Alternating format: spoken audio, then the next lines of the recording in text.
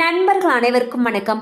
இன்னைக்கு நம்ம அந்த வீடியோல பொங்கல் பண்டிகைக்கு 9 நாட்கள் விடுமுறை என்ற தகவல் வெளியாகி இருக்கு. ஸோ அதை பத்தி தான் இப்ப நம்ம பார்க்க போறோம். தமிழகத்தில் பொங்கல் பண்டிகையை முன்னிட்டு மொத்தம் 6 நாட்கள் விடுமுறை வழங்கப்பட்டுள்ளது. அதாவது ஜனவரி 14ஆம் தேதி பொங்கல் பண்டிகை வரும் நிலையில் 15 மற்றும் 16ஆம் தேதி விடுமுறை. இதனைத் தொடர்ந்து வெள்ளிக்கிழமை ஜனவரி 17ஆம் தேதி மட்டும் வேலை நாளாக இருந்த நிலையில் அன்றைய தினம் விடுமுறை வழங்க வேண்டும் என்று கோரிக்கைகள் எழுந்த நிலையில் அரசு அந்த கோரிக்கையை நிறைவேற்றியது.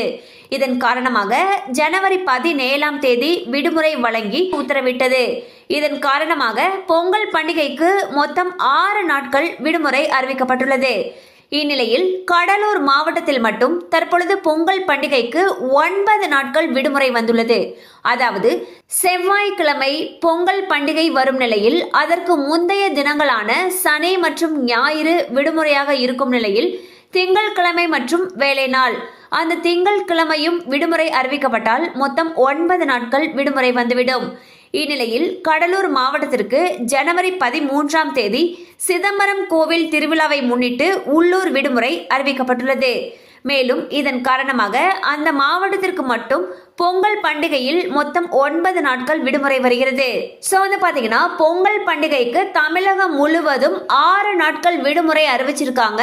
இந்நிலையில் கடலூர் மாவட்டத்தில் ஜனவரி 13ஆம் தேதி அன்று பாத்தீங்கன்னா உள்ளூர் விடுமுறை அறிவிச்சிருக்காங்க. ஸோ கடலூர் மாவட்டத்துக்கு மட்டும் பொங்கல் பண்டிகையை முன்னிட்டு மொத்தம் 9 நாட்கள் விடுமுறை வந்திருக்கு. ஸோ இந்த அறிவிப்பானது பொதுமக்கள் மற்றும் மாணவர்களிடையே பெரும் மகிழ்ச்சியை ஏற்படுத்தியிருக்கு.